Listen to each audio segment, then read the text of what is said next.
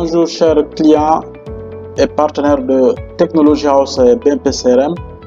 Nous sommes au quatrième chapitre de cette formation qui concerne la prise en main de BMP CRM. Donc, sans plus tarder, nous allons commencer à utiliser les différentes fonctionnalités.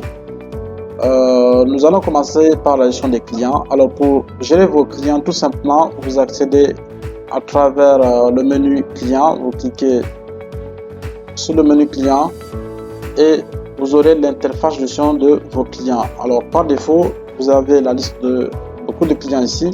Alors pour vous, comment ajouter un client? Vous cliquez sur le bouton ajouter un client, le bouton qui est tout à fait en haut à gauche, et là il vous demande de renseigner les informations du client. Je veux créer un client tout de suite que nous allons voir ensemble. Je veux dire client divers, le nom du client, client divers. Le numéro de téléphone, je prends plus 221 par exemple 75 85 96 52. Le site web du client. Alors j'allais vous dire tout de suite que c'est pas toutes ces informations qui sont obligatoires. Les informations obligatoires et les informations optionnelles. Pour ce formulaire, il vous suffit juste de lancer le nom du client. Si vous ne voulez pas saisir toutes les autres informations, alors ces dernières ne sont pas obligatoires. Mais nous vous conseillons de les ajouter si vous voulez bien optimiser la gestion de vos clients. Et après le site web, je mets www.thnet.net et la catégorie de clients, vous pouvez gérer genre les clients de gros, les clients de détail, les clients selon le type d'activité que vous faites. Vous pouvez catégoriser les clients et les gérer par groupe. Donc en ajoutant une catégorie ici, j'aurai par exemple les clients de gros, voilà, comme catégorie de clients, et j'enregistre. Et là je pourrais tout de suite ajouter ce client au client de gros. Alors pour un client, il peut appartenir à beaucoup de catégories. Je peux l'ajouter aussi au client BMP. De suite, vous pouvez renseigner l'adresse du client. Je veux dire avenue Cheikh Zayed, ACI 2000. C'est des exemples que nous sommes en train de prendre. Et la ville, je mettrai Bamako. La région Bamako.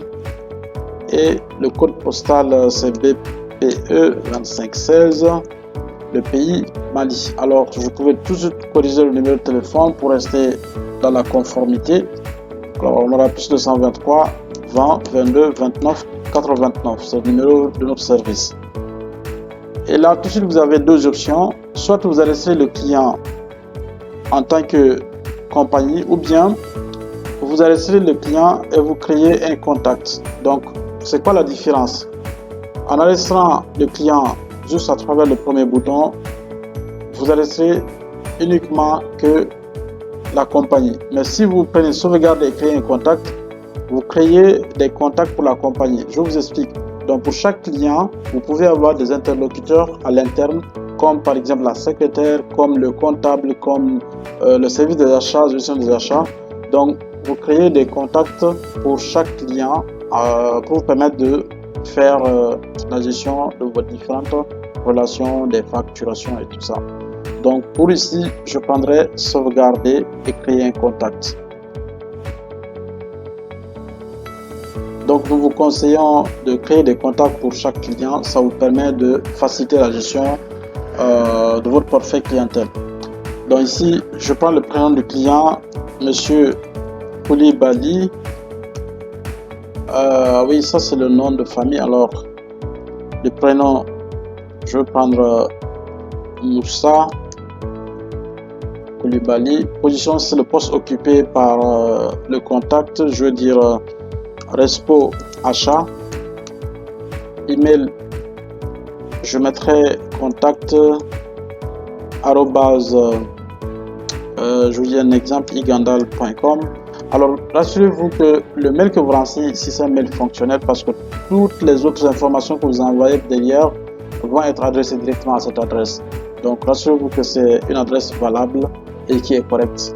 Le numéro de téléphone du client 22 29 89. et le mot de passe. Alors cela vous dirait quelque part que le client a une interface. Donc sur le CRM, il y a deux interfaces, comme je l'ai dit au départ lorsqu'on crée le raccourci.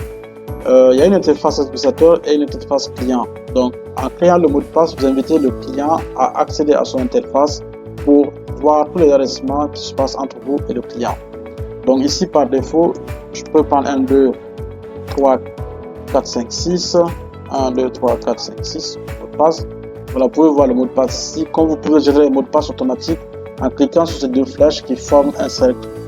Et après, vous pouvez définir ce contact comme contact principal. Ça veut dire qu'à chaque fois qu'un mail est envoyé par défaut, c'est ce contact qui va le recevoir. Ou bien, vous pouvez choisir de ne pas envoyer un mail de bienvenue parce que le système envoie automatiquement un mail de bienvenue à tout contact enregistré. Et la troisième option, la case à cocher, c'est d'envoyer un mail de configuration de mot de passe. Quelque part, pour vous dire que le système est sécurisé, c'est que chaque client est libre de choisir son mot de passe. Et un peu en bas, vous avez la permission d'accès aux différents modules pour ce contact. Et vous pouvez dire, genre définir que le client peut avoir accès aux factures et ne pas avoir accès au devis. Et selon son rôle, selon les autorisations qu'il a, vous pouvez restreindre l'accès à certaines fonctions et autoriser d'autres fonctions. Après avoir fini de personnaliser l'utilisation des modules, vous cliquez sur enregistrer. Et là, tout de suite, ce qui se passe derrière, c'est que le client va être créé, le contact va être enregistré et le contact va recevoir un mail de bienvenue dans sa boîte électronique pour lui dire de se connecter à son interface client. Je vous remercie pour votre attention. Nous venons de créer un client et je vous reviens plus tard pour la suite. Nous allons commencer la gestion de la facturation. Merci beaucoup.